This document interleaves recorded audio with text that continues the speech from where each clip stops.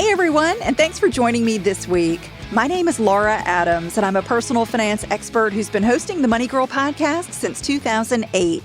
I'm also the author of several books, including my most recent title, which was an Amazon #1 new release called Money Smart Solopreneur, a personal finance system for freelancers, entrepreneurs, and side hustlers. So if you're building a business or you want to earn more income on the side, I hope you'll grab a copy. You'll get it as a paperback, an ebook, or an audiobook. The mission here on the show is to help you get the knowledge and motivation to prioritize your finances, build wealth, and have more security and less stress. Every show is created just for you to make sure you come away with practical advice and tips to make better money decisions and hopefully take your financial life to the next level. I would love for you to subscribe if you're enjoying the show. That is a fantastic way to make sure you don't miss an episode. And also participate. You can send me a money question or a comment. One way is on our voicemail line. You can call 24/7, the number 302-364-0308, or you can email me using my contact page at lauradadams.com or connect on Instagram at lauradadams. All right, today's episode is definitely in response to what's going on in the economy right now. It's episode number 728 called 6 Smart Money Moves When Interest Rates Rise. And the topic was not only inspired by the economy, but by a question that came in from a listener about handling a specific debt in light of rising interest rates. So in this show, I'm going to cover why rates are going up, 6 critical money considerations or moves that you should make, and I'll answer the listener question at the end of the show. So I hope you'll stick with me until we get to that great question. So you probably know what's happening in a nutshell. In order to fight inflation, the Federal Reserve recently increased interest rates by 0.5 percentage point. And that is the largest hike that we've seen since 2000. Previously, they made a 0.25% point increase back in March. So we've seen a total of 0.75 percentage points go up so far in 2022. And with inflation at a 40-year high, it's possible that we may see more rate increases this year. Now, when interest rates go up, there are winners and losers. It's not necessarily a good thing or a bad thing, but they're just people who win and lose on both sides when interest rates move. So that's what we're going to talk about today. It's the borrowing. On the borrowing side, that gets more expensive. But, when you're lending it in the form of savings, that means that you earn more interest, or hopefully we will see that our savings account rates will start to tick up as well. So, that's the good side. We may see higher rates on our savings accounts. It's still going to be very, very small. But, more importantly, on the borrowing side, we need to be strategic to make sure that we are not overpaying. So how interest rates affect your finances depends on whether you're borrowing money, lending money, or investing your money. And for this show, we're just going to focus on borrowing. But first, let's quickly review how and why interest rates change in the first place. The Federal Reserve, known as the Fed, they set the federal funds rate, which is what banks charge each other to borrow money. And that rate influences the prime rate, which influences what banks charge customers for loans and credit cards or pay them on their savings accounts. So when interest rates change, it's a really good time to reevaluate your finances, especially your debt. So let's talk about 6 money moves that you should consider. Number 1, create or update your personal financial statement, or PFS. If you're a regular Money Girl listener, you've heard me talk about a PFS before. It's basically a document that you can create on paper, a Word doc, a spreadsheet that lists out your assets, liabilities, and calculates your net worth. And it can also keep track of other important financial information like your insurance policies, emergency documents, and the names of any financial professionals that you use. Your assets are items of value that you own. These are like your real estate, cars, jewelry, household furnishings, sporting goods, cash in the bank, taxable investments, and retirement accounts. You want to list out every significant asset, even if you still owe money on it, like a mortgage or a car loan. Do the best you can to assign accurate market values to all of your major assets, and you can lump the lower priced items together under categories, like your total furnishings or electronics. However, you want to be as precise as possible for expensive items like your real estate and cars. Now, once you've got all your assets accounted for, you want to add up the total. Also, consider if each of your high dollar assets is adequately insured.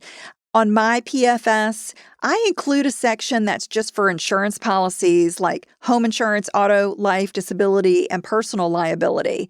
You want to be sure to include the insurance company's name, your policy number, and the amount of coverage that you have. Remember that as your income and your net worth increases, so should your insurance protections. Okay, so that's everything about listing out your assets. Below this section, I want you to list out your liabilities or what you owe, such as mortgages, car loans, student loans, personal loans, credit cards, and any balances on lines of credit. For each of your debts, include your outstanding balance, your annual percentage rate that you're paying, and whether it has a fixed or variable interest rate. Then add up all your debts. When you subtract your total liabilities from your total assets, the resulting number, whether it's positive or negative, is your net worth. So this exercise is so important because it serves several purposes. I think it can really get you organized in making sure you understand, what your assets and liabilities are, understanding your savings and your debt. But it's also helpful for tracking your net worth over time. And that's important because your net worth is an indicator of your financial health. It's kind of like stepping on the scale if you're trying to lose weight. So this is something that you want to do just so you've got all your information in one place, and it will give you a holistic view of your finances and allow you to make the best decisions in a rising interest rate environment, which is what we're talking about today. So this is kind of setting the stage so you understand what you're dealing with, what are all of your assets and liabilities as we move forward and we talk about these other important moves that you need to make. So I hope you'll take the time and create the PFS. Now, the second smart money move to make when interest rates rise is to pay down variable rate debt. So as I mentioned, when you're a borrower, rising interest rates mean you pay more. While any fixed rate loan has a rate and a payment that's locked and it never changes, variable rate debts reset at a predetermined interval based on a financial index, such as the prime rate. So within a month or two, your payment for variable rate debts can rise or fall in step with interest rates. So if you've got a fixed rate mortgage, you are safe from rising interest rates. However, other debts like an adjustable rate mortgage, a home equity line of credit, credit cards, and private student loans are not safe. So paying those down or eliminating them in order of highest interest rate to lowest interest rate is the best way to improve your finances when interest rates are rising. The third move to make is considering refinancing your variable rate debt. If you can refinance a variable rate loan like an ARM, the adjustable rate mortgage, or the HELOC, the home equity line of credit, or even a private student loan, to a fixed rate loan, that can save a significant amount of interest when rates are climbing. However, remember that with a mortgage, you typically need at least 20% equity in your home and a good credit score to qualify for a mortgage refinance. Now, if you've got an adjustable rate mortgage or ARM, review the terms to find out when and by how much your rate can go up. For example, an ARM might allow an interest rate adjustment every 6 months that cannot exceed 2% per year.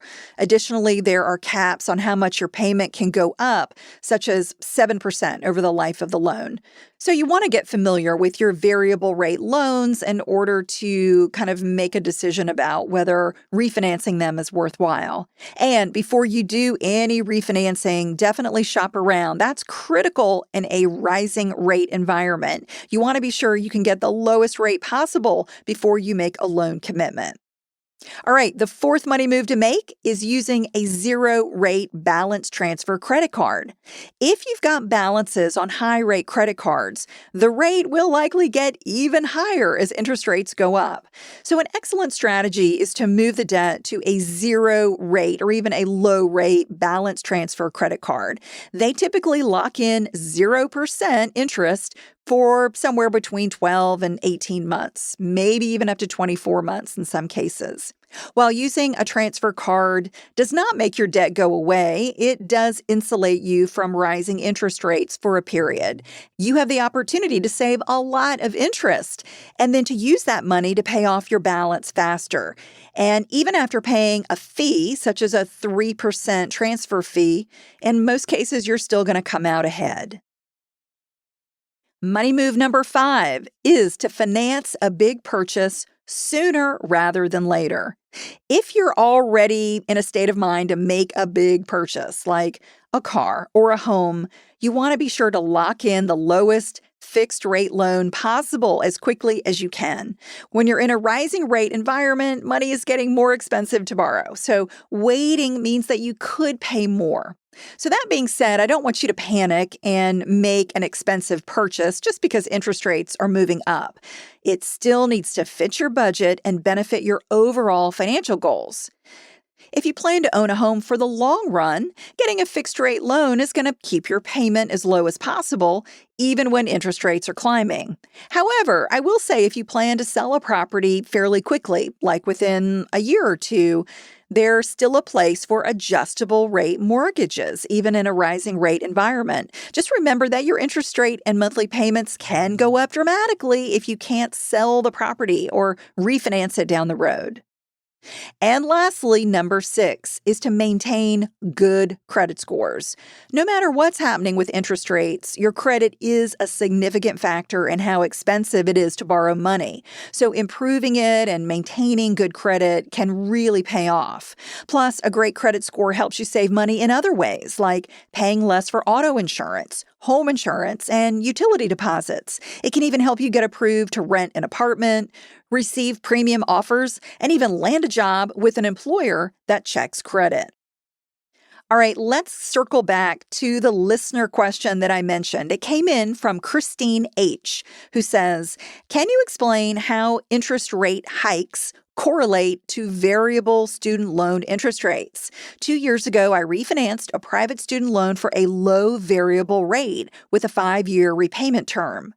I have about $9,000 to pay off, and my current variable rate is 2.723%.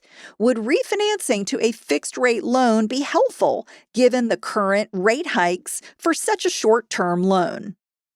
Thank you so much for your question, Christine. The answer depends on how high your variable rate could go. As I mentioned, most variable rate loans do come with annual caps. However, my recommendation is for you to contact your private loan lender and ask them, what's the worst case scenario here with my loan and what are my refinancing options? The lender should run some numbers for you and help you determine if refinancing makes sense. And note that if you have federal student loans, refinancing means that you could give up significant benefits, like the hardship forbearance that's currently in place through the end of August 2022, and income-driven repayment plans. Plus, most federal loans have fixed interest rates, so they're protected from rate hikes. But private loans don't come with a lot of benefits, so if you can refinance and end up saving money, that may be a wise move to make. Christine, I know I didn't give you a yes or no answer, but the answer is to do more research. It's a great question, and you just need to dig a little deeper to find out how the math looks and whether you could end up saving money or whether it would just be a hassle that would not save you any money. I hope this show has given you some ideas about things to do that will help you save money in the current environment. You certainly don't need to do all of them, but even if you just did one of them, it may end up saving you a lot of money over the long term. And I mentioned the importance of credit. I mean, it's just always important, but it's super important in a rising interest rate environment. And I would say if you're struggling to build credit, I want to invite you to check out a very comprehensive course that I created called Build Better Credit, the Ultimate Credit Score Repair Guide. You can visit lauradadams.com to learn more and enroll today. And if you're on social media, please connect with me on Twitter at Laura Adams, or as I mentioned on Instagram at Laura D. Adams. And at lauradadams.com, you can use my contact page and learn more about my work, books, and money courses. That's all for now. I'll talk to you next week. Until then, here's to living a richer life. Money Girl is a quick and dirty tips podcast. It's audio engineered by Steve Rickyberg with editing by Adam Cecil. Our advertising operations specialist is Morgan Christensen, and our marketing and publicity assistant is Davina Tomlin.